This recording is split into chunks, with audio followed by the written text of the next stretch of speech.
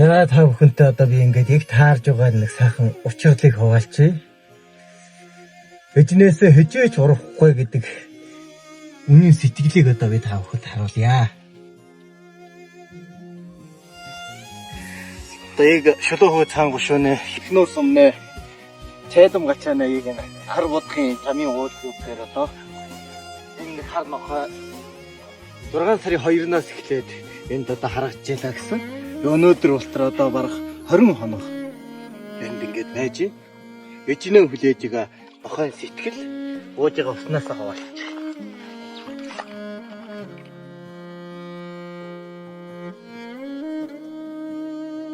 Нохой гэдэг хүнээ үний чайны гэдгээр яг л эндээс одоо ээжнийхэн хэрэгнээс хочирсан юм уу? Эдэндээ хаягдсан юм уу? Ямар нэгэн учирлаар л одоо энд 20 хоног хүлээсээр байгаа.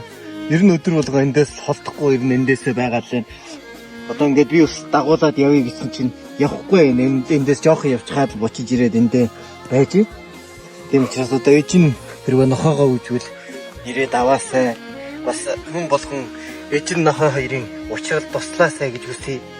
Хичээч ээжнээсээ урахгүй гэдэг сайхан сэтгэл. Ээжнийхэн гэрийн угаацыг долоож байсан ч тэрэндээ салахгүй гэдэг сайхан сэтгэл. Муу хүн явснаас сайн нохой яв гэдэг үлээ. Тийм ч утгаараа одоо ээжнээ хүлээсэн энэ нохой одоо эртний эжэнтэйгээ уулзраасай гэд энэ сайхан учрлын төлөө хүн болгон амжуудаад өгөөсэй.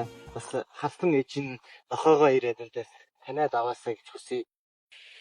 Ээжинд нь хүрэхтэр эрлийнхэн замд хүн болгон туслаасаа гэж хүсье. Тасчихсан байсан би чамда тасчихсан байсан. Даруухан атла танхилан хилдурыг чинь Уудац явахгүй энд өөрөө хүлээсэн. Сэтгэлийнхээ гүнд нуугаад тасчихсан байсан би чамда тасчихсан байсан. Сандаг байсан би чамаага сандаг байсан.